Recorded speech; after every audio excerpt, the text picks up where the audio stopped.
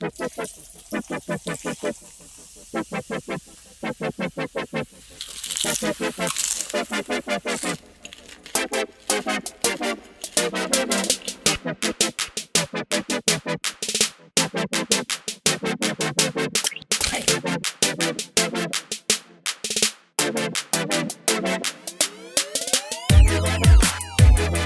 back, Battlers. You're listening to STADIUMCAST, a Pokemon Go PvP podcast, part of the Pokemon Professor Network, and brought to you by Go Stadium.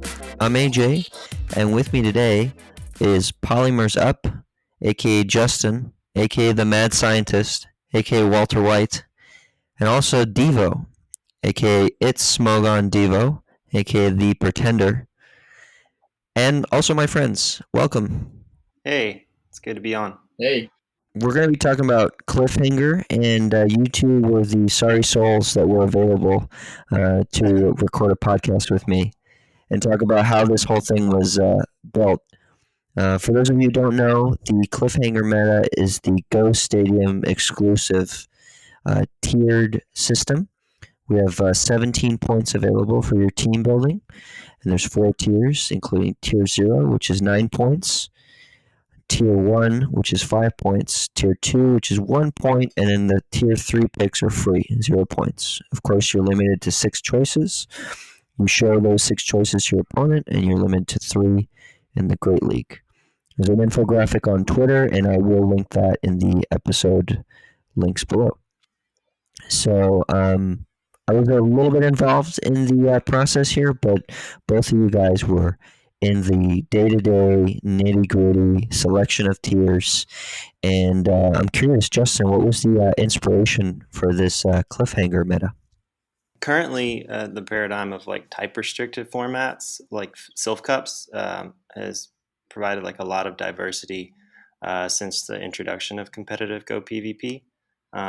But with some type-restricted metas as well as freestyle, they can be often over-centralized around like a small subset of Pokemon and like therefore require bans. And so our goal from the outset was sort of to develop a format that wasn't faced with some of these eligibility or team building restrictions. And so part of our inspiration was derived from the competitive tiered systems for the main series games, such as Smogon tiers. And we used a tiered format, or we opted to use a tiered format to attempt to use to avoid bans and promote diversity in both viable Pokemon and team builds by tying a cost to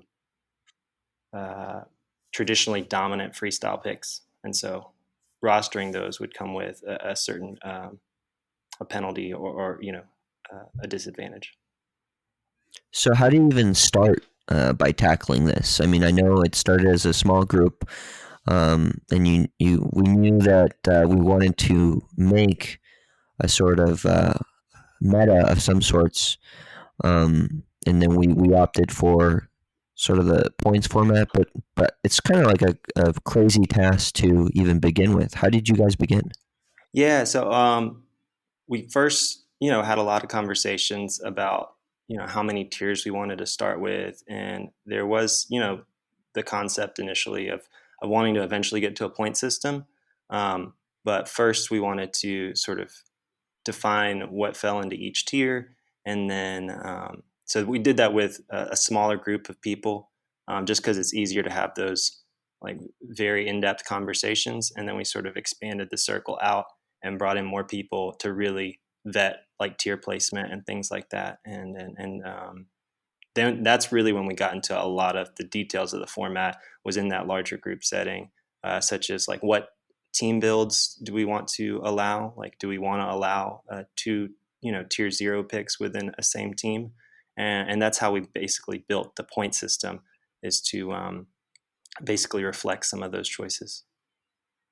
Yeah, I mean, there's so much that's eligible in Great League, and Great League Open Freestyle it's pretty balanced. I mean, you start seeing a lot of recurring picks like Azumarill and Medicham, but the tier selection from scratch has got to have been like this crazy task. And I know they brought you on fairly early on, Devo.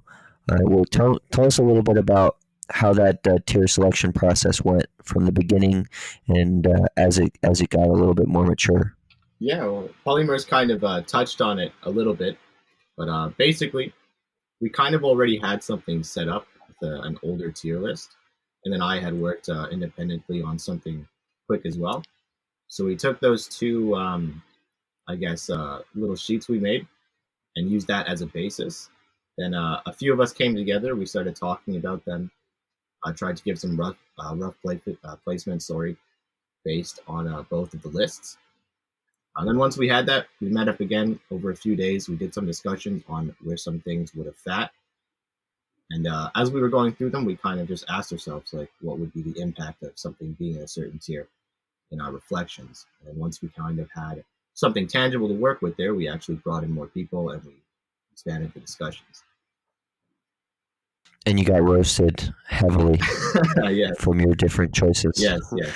I know there's a few there that were like contested, and that we were fighting over each other. Friendships might have been ended over this tier system.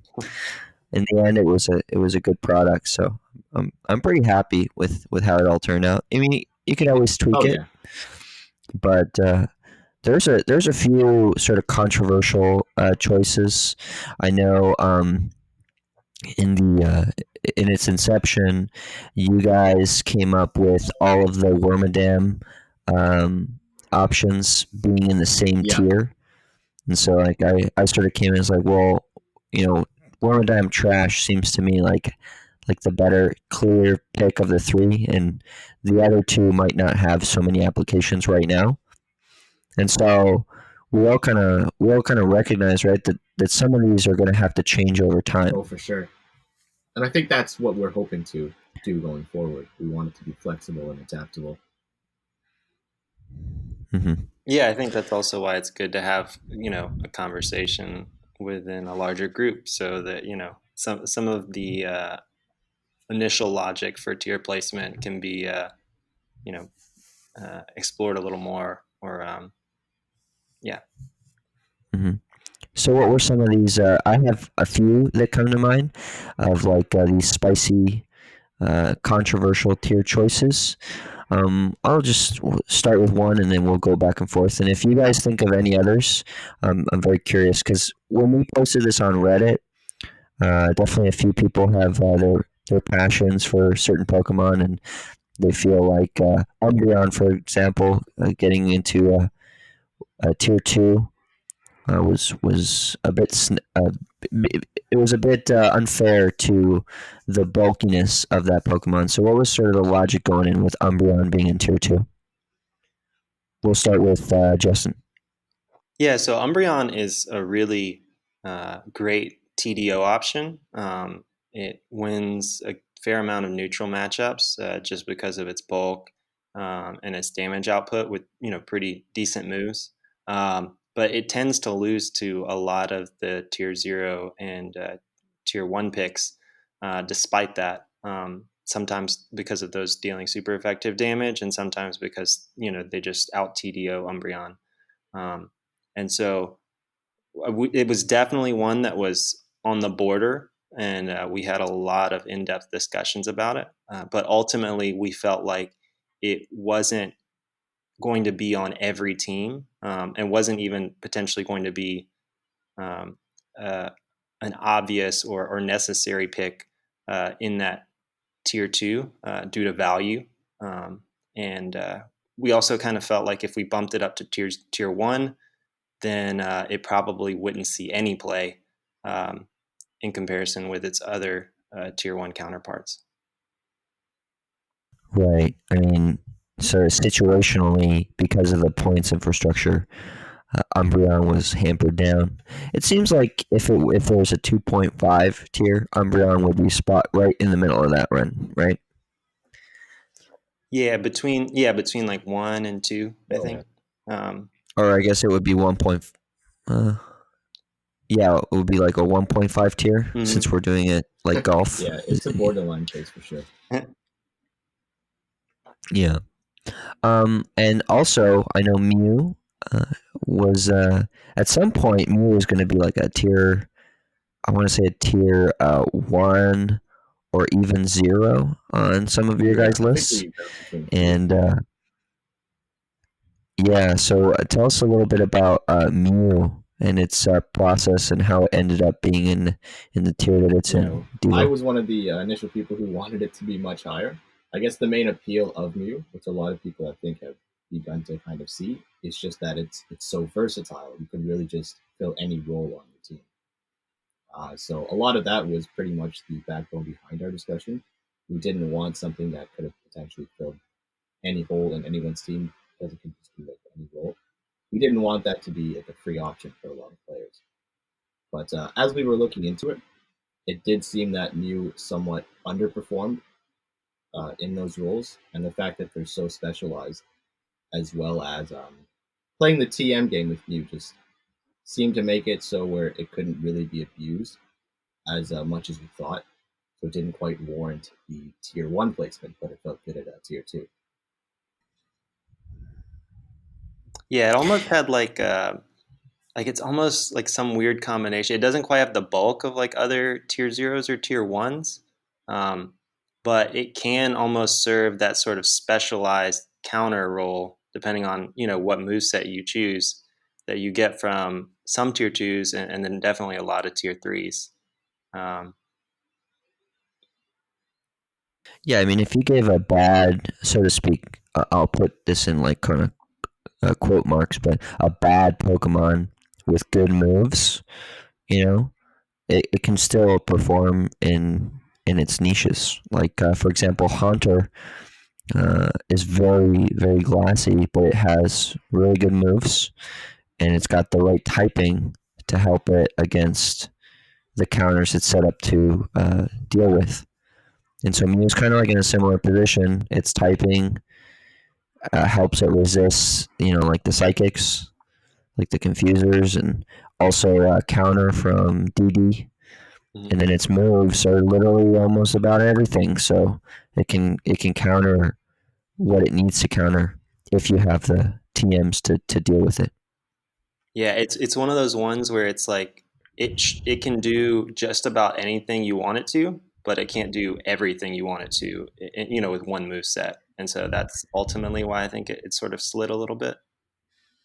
Yeah, I've never seen like a Mew just to sweep a team.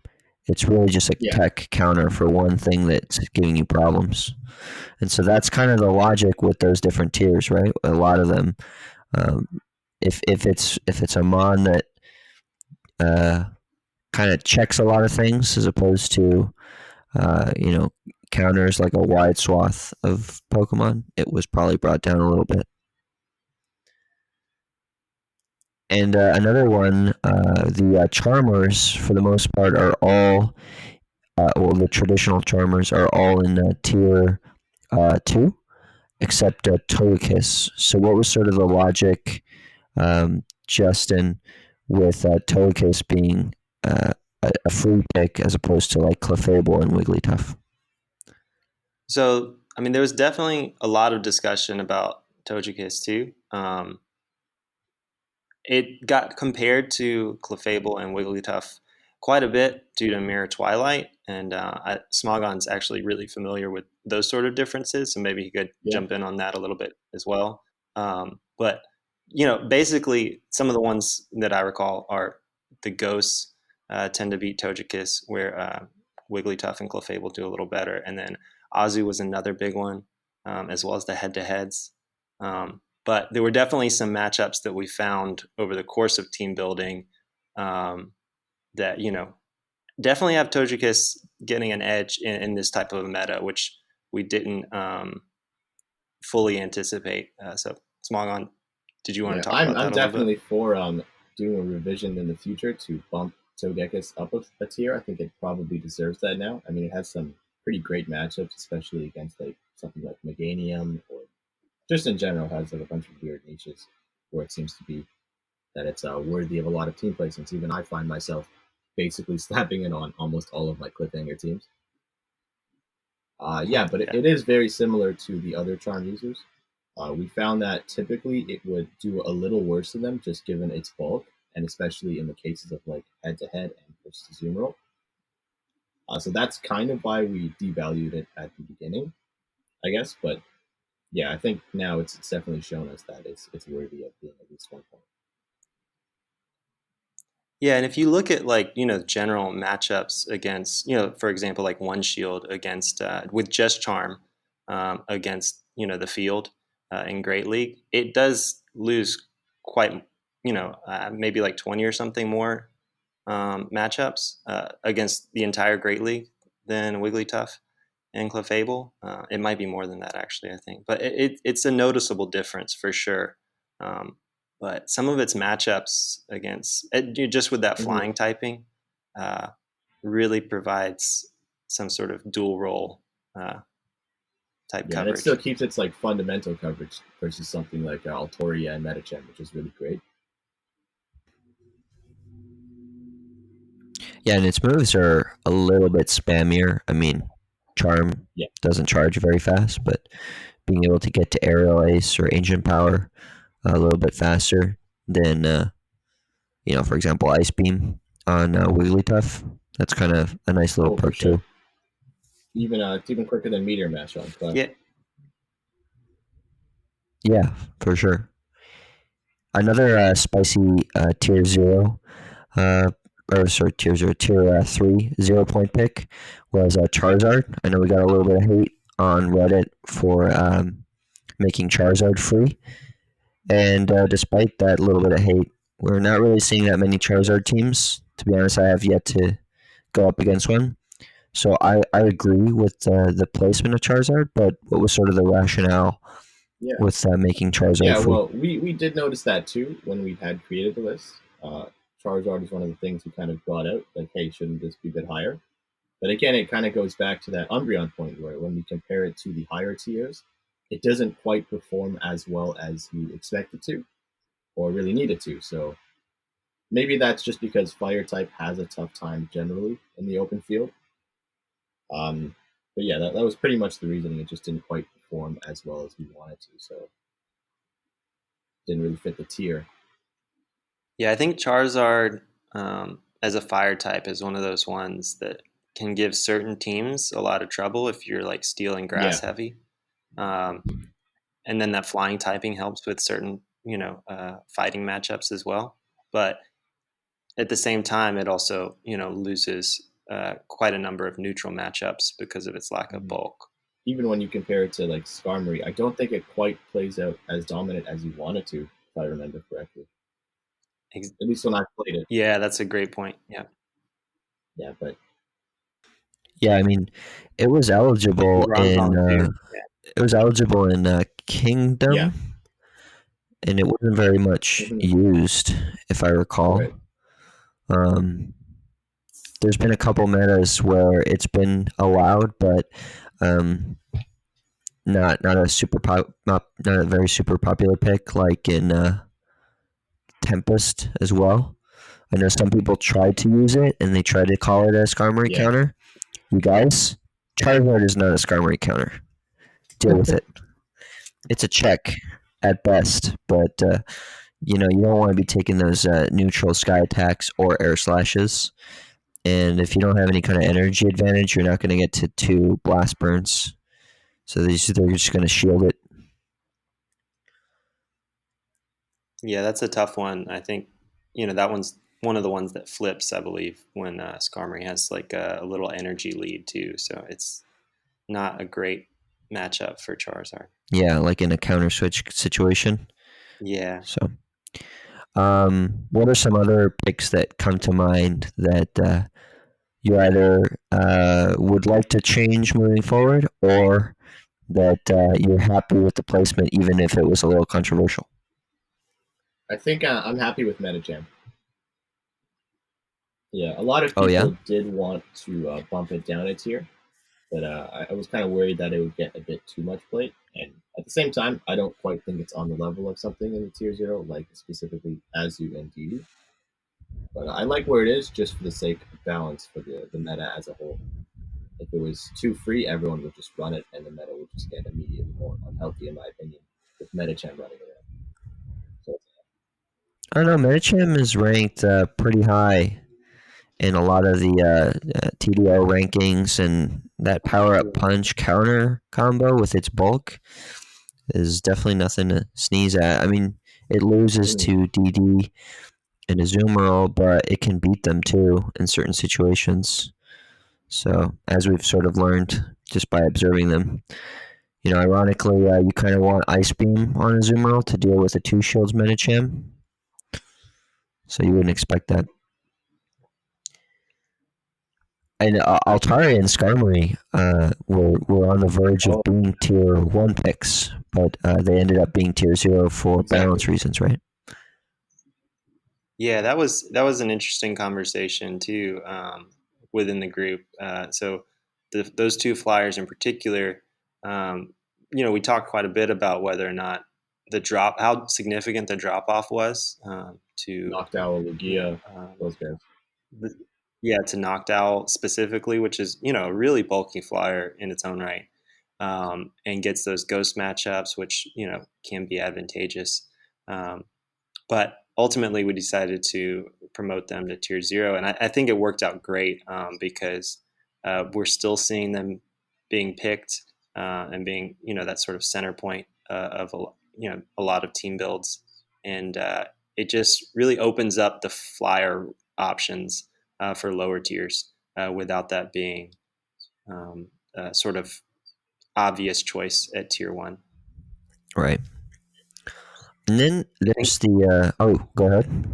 Oh, I was just going to say a couple more that, just kind of came to mind were Vigoroth. I think that was one that was, a little bit, that discussion wasn't quite as extensive as the Umbreon one necessarily, but it sort of paralleled in a lot of ways as, a very bulky option that can win, quite a bit of neutral matchups, but it does lose, all those head-to-heads with other fighters for the most part, and doesn't quite get even some of the bulkier things like Altaria and Skarmory, for example. Those aren't, great matchups for Vig either. Yeah. Can I just say Lapras was almost free? Yeah. Skull Bash, right? Yeah. And we almost made it at 0 points alongside like Blastoise. Yeah, I think we caught that one relatively early. If I remember, was that one that was like in the pre-move? That might have been one that was pre-move. We really thought about it all that much. We just kind of shoved it with like Blastoise and all those guys, Gotcha. And then we looked at it again. Like, wait a second. Yeah, because some of these conversations, or like the initial or tier rankings was sort of right around the time of Charm release and that whole move pool rework. So that definitely threw us for a loop in some of these tier placement. So like Smogon kind of mentioned, we sort of had to refocus, over several days and sort of rework that whole tier list because Charm really just changed the entire look of freestyle. Can I just say, for sure. Sunny Cast form to tier 0? How dare you? How dare you invoke that name? Yeah, tell us a little bit about Sunny Cast form and the hype around that. I think Gotts was the one talking about it. He kind of talked me into wasting about 200,000 or 300,000 dust on one. Well, maybe not a waste, but that second move really hurt. I didn't know it was 75k until it was too late. But yeah, it's really cool, especially in this format. What I find oftentimes are that pretty much every team is running a Charm user, and that's already a great opening for something like Sunny Cast form. Great matchups to the Charm users. So, if you run a grass type as well, or something like Skarmory, you immediately give that opening for Sunny Cast. And I guess fire types, especially with the downfall of something like Charizard, isn't something a lot of people are really considering, or at least in the early portions of our cliffhanger. So yeah, Cast Form was able to shred through quite a few themes. I know some of my scrim partners are still dreading fixing it, Yeah, it's just pretty fun with that weather ball set, and it's reasonably bulky as well. Yeah, I was up against a team that I kind of wish that I had a SunnyCast form on my six. I regret to say this, but it's true. It has an interesting Mm-hmm. sort of niche in being able to spam, so to speak, those weather balls, and Ember being similar, if not identical, damage output as Yeah, like a water it's a gun. water gun clone if I remember correctly. Yeah, it's same as like a water gun, and there's a couple others that are pretty similar. So It's something I never really considered, and now I find myself almost putting it on all of my teams now. yeah, yeah, I can't really be spending that crazy amount of Stardust unless it's like already level Right. 35 and it's got bad IVs. So it's kind of like it's pretty expensive, especially that To be 75k fair, I don't unlock. think you need the 75k move. Yeah. I don't think I've used it once yet. So you could No, potentially just use a weather ball cast and not really lose any utility if you want to save 75k. yeah, just charge it up to the Yeah, solar beam, hope that they shield, and spam weather ball exactly. instead. And so there's another aspect to this besides just choosing the tiers, and that is, hey, I'm getting a little bit of feedback from one of you guys, Mike. I'm going to put a little timeline here. Um, but I think one of you guys have me on speaker or something because I'm hearing myself echo. No, I have you on the headphone. Justin, are you still there?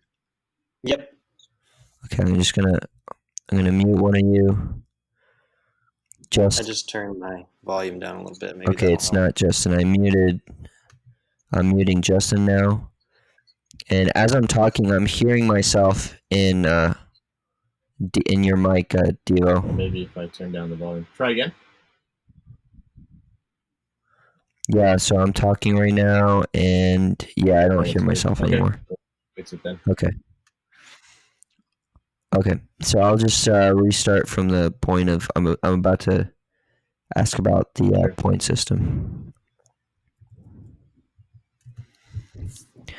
And so there's another aspect to this, which was besides the placement of different Pokemon in different tiers, and it was the specific points structure, right? Initially, we went through an iteration where we were thinking about like 20 points allocated, and then forbidding more than one tier zero pick or something along those lines. Justin, could you tell me a little bit about how we came up with this points logic? Yeah. So the point-based system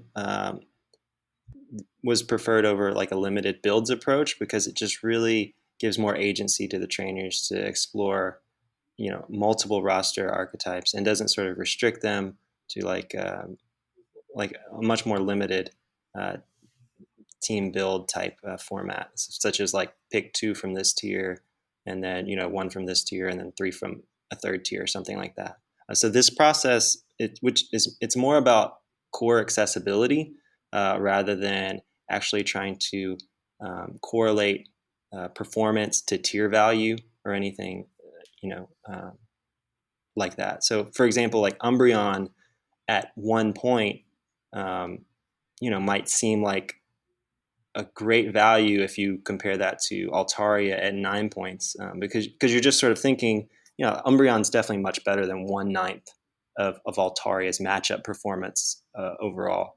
But the values aren't really assigned with that in mind. It's more about what cores do we want to allow, and it's more for team building purposes and not indicative of relative performance. So we went with a 17-point total, and then started with like 9 points for tier zero, for example, because we didn't want a double tier zero team to be a possibility, because we really wanted to open it up a little bit and encourage people to pick from uh, or build around many of the picks in the lower tiers.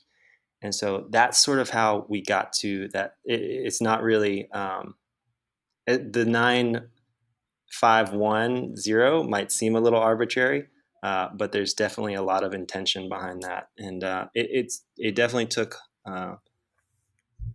it was an iterative process altogether, that and the tiered system, because um, you know obviously you could try like a 4-3-2-1 or something like that, but eventually you know you quickly realize that those aren't going to really um,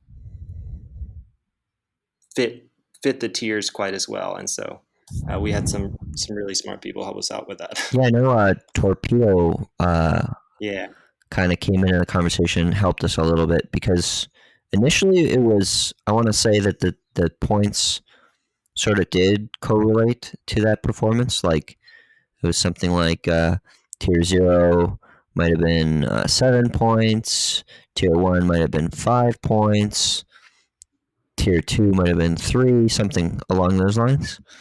But then Torpedo kind of took a look at it and changed the total points, adjusted a bit of how much each tier was worth, and then boom, he's kind of like helped us out. yeah. Quartz and Torpedo, both of them together did Oh like a yeah. great job in sort of refining that point system.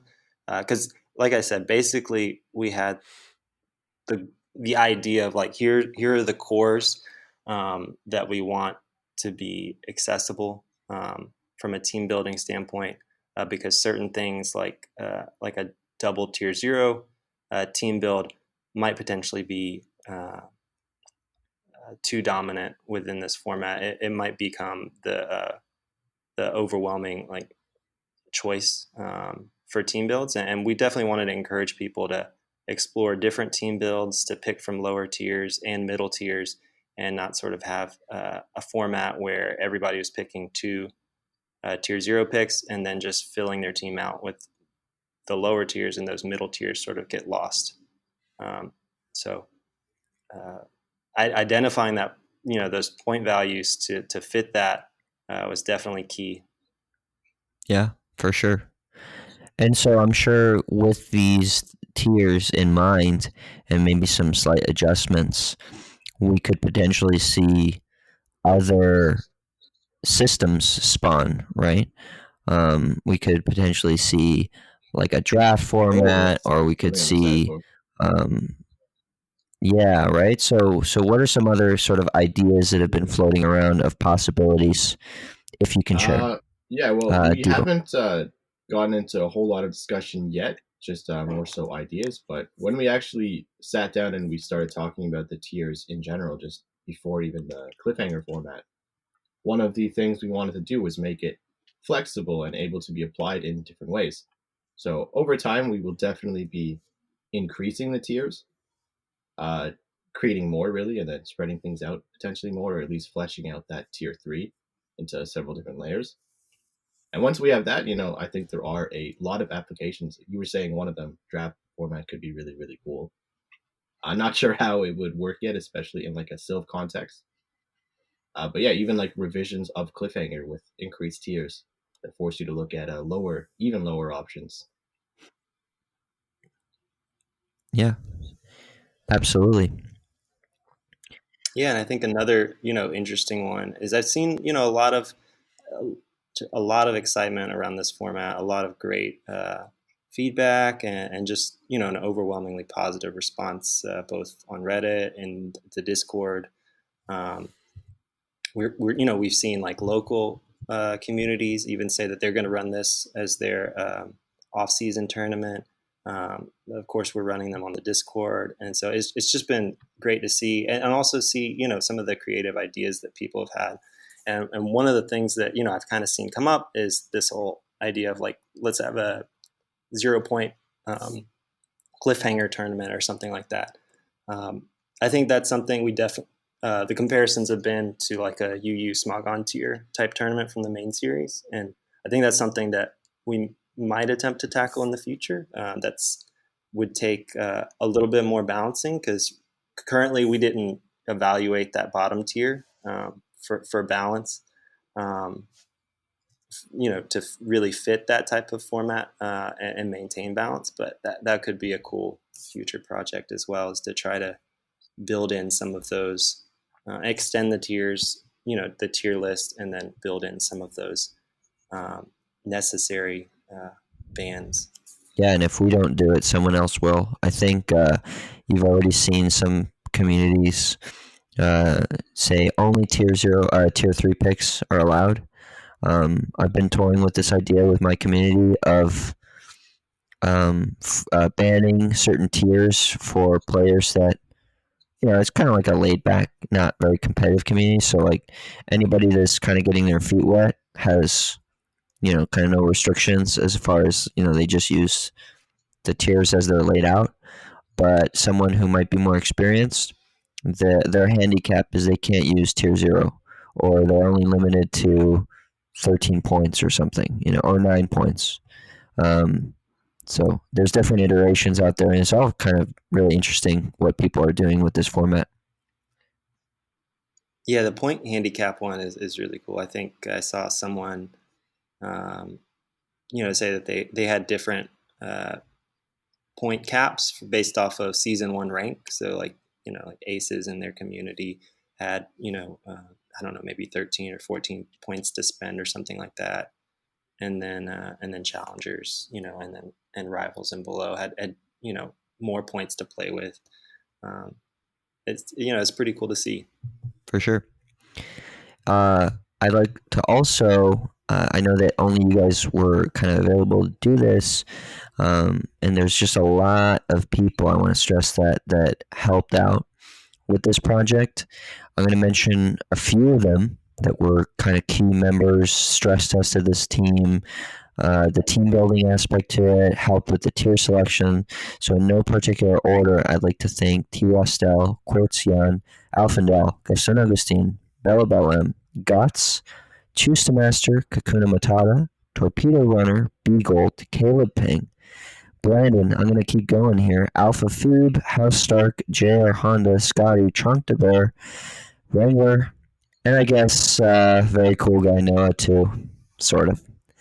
So all those people really came together and helped out in the team building aspect and stress testing the balance of this format.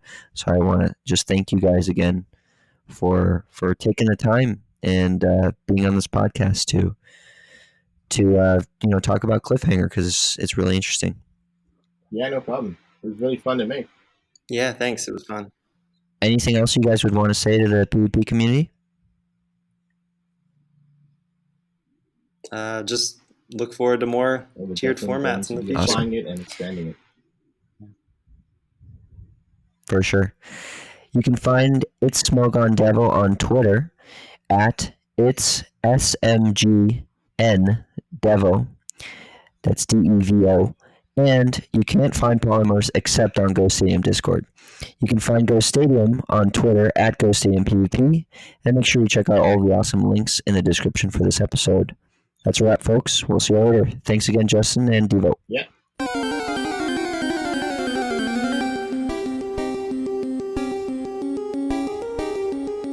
Welcome to Kakuna's Corner. This is your update on what is going on with PD Poke. I'm joined by Matt, aka Kakuna Matata, aka PD Poke, aka Lord of the Sims. How are you doing, Matt? Hey, good. Thanks so much for having me. So we have a few updates, some related to Cliffhanger searches, I imagine. What's going on with PD Poke? Every week, at least I try. I have a analytics update where I post what's trending, which Pokemon are hot, and how Pokemon are performing in training battles, where players get to play against an AI and practice their PvP. So I've got some Cliffhanger numbers, and they're looking pretty interesting. Okay, yeah. What do you have? I've got them broken down by tier. In tier 0, Pokemon that are performing well, Metacham, which might surprise some people. Oh, really? It's usually thought of as inferior to Deoxys, but I think that Power Up Punch really gives it a lot of momentum. So it and Deoxys are right up there, kind of neck and neck in terms of individual performance and team performance. So that's looking at how much damage they do on average, and how often teams that include them tend to win. And is this data from the sim, or from the AI, or from the users?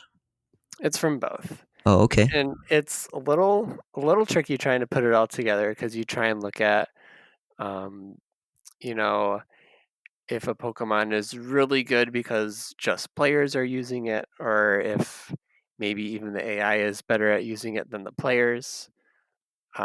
There's other kind of things where this data isn't necessarily the be all end all of what's good and what's not. Your mileage is going to vary with certain picks, but it's kind of a good insight that we don't really have from anywhere else.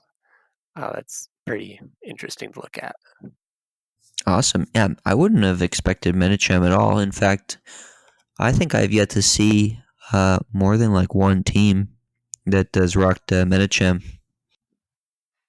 Same here, yeah. I think the thing people are worried about with Medicham is running into Deoxys teams, where you will just kind of be at an disadvantage no matter what.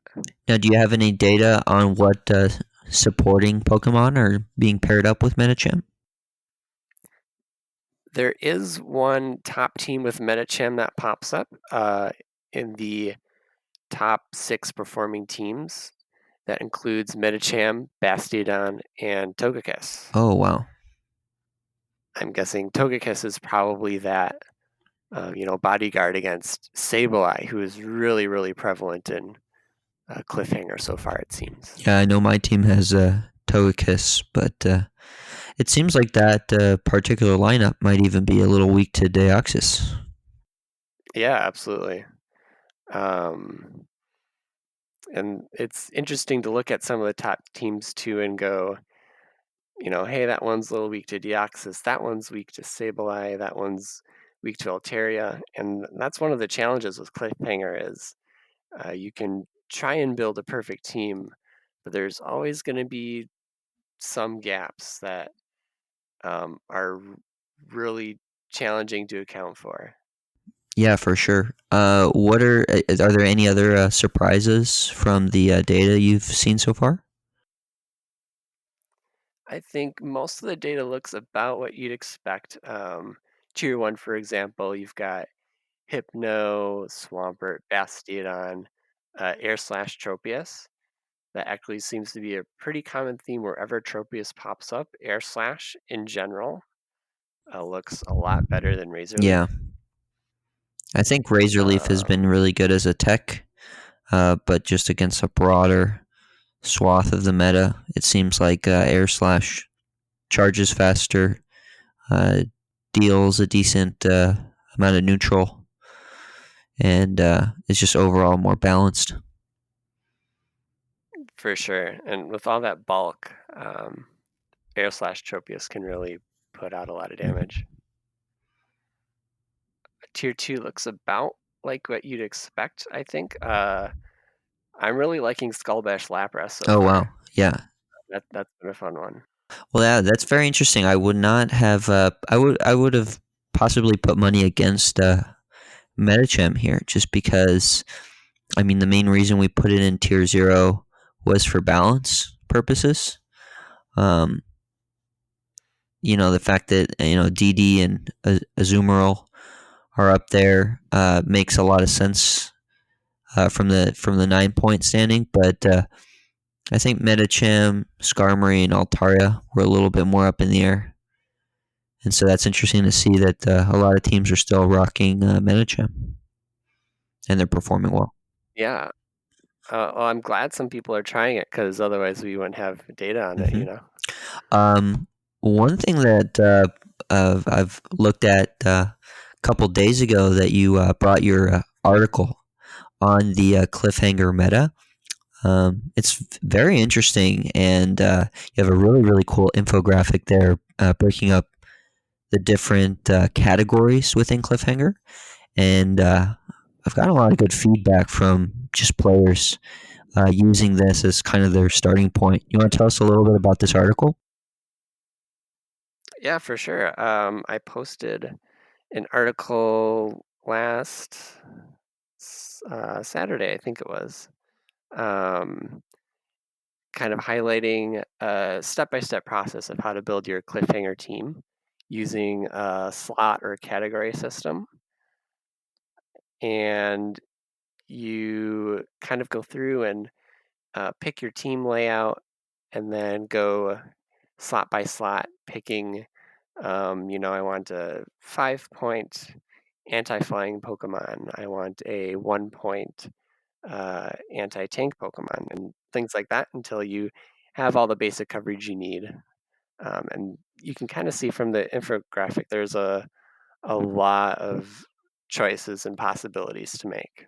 Yeah, for sure. And I think we'll see a lot of pretty unique teams. I was giving you some grief on the tank category. I think you know where I'm going with this. You're not the only one, yeah. But the tanks. It says part of the tanks category is including some more frail picks like the Magna Bros and Frostlass and Alolan Raichu. I think your intent there wasn't necessarily to say that those are bulky, but they just serve similar roles as far as their counters go, right? Right. Yeah, they serve an anti-flying role in taking down flying Pokemon. Now, most of the Tier 1 and Tier 2 picks for that category are pretty bulky. But there are definitely squishier Pokemon, like you said, Magneton, Raichu, Frostlass, who can get the job done. It is very interesting that for the most part, grass and flying notwithstanding, most these categories seem to be defined by what they counter as opposed to what they are. So there's an anti-psychic category, but there's not a psychic category. There's an anti-fighting category, for example. And there's some psychics in there, but so I find that interesting. I think that's the right angle, the right approach. Yeah, I think that it is a little bit of a game of whack-a-mole with coverage of this beats that, beats that, beats that, and then trying to, look at your opponent's 6 and guess, okay, what do I need to bring to maximize my chance of winning? And I think there are a couple of generalist type Pokemon. I would say Deoxys, Altaria, Azumarill, and there's maybe a couple in the bottom tiers who can act as generalist type Pokemon. But in general, when you bring a Pokemon, you're looking to counter a different Pokemon, whether that's a hard counter or a soft counter. Yeah, for sure. Are there any team formats that you'd recommend at this point? Would you recommend starting with a tier 0, or perhaps build a lineup that has several tier 1s? It's a great question. I would try both. Yeah, and I also see a lot of value in tier 2. There's a lot of great picks there. So I think even focusing on tier 2 a little bit, where you can kind of get that value, and then use your tier 0 and tier 1 picks to pick Pokemon that really don't have replacements. Yeah, that's kind of my logic going into that. DD Umbreon core seems to be very powerful, and not a whole lot counters both of those. So you can kind of work around the rest of your team with that. So I'll just kind of leave it a little bit more open-ended. Anything else that we should be excited about coming up soon with PvPoke in general? Well, there's going to be a lot of crazy stuff happening in the next week or so, I'd say. We're going to get Gen 5 dropping at some point. And then season 2 of the Sulfurina is going to kick off. And so all of that is ready to go. You have a decent amount of insider info with the self stuff. So we are just super excited to see what the new metas will be and their balances. And I mean, that's always just the most exciting time is when the new metas launch and everybody scrambles to test out different things and spend their precious Stardust. Yeah, absolutely. Those first couple days after a meta comes out are always really crazy, and who knows what we'll be talking about. Maybe it'll be, Air/Scyther again, but Awesome. Well, this has been Kakuna's Corner. For more information on a weekly basis, please support PV Poke via Patreon on pvpoke.com/contribute. You can also find Matt on Twitter @pvpoke. Thanks, Matt. Yeah, thanks for having me.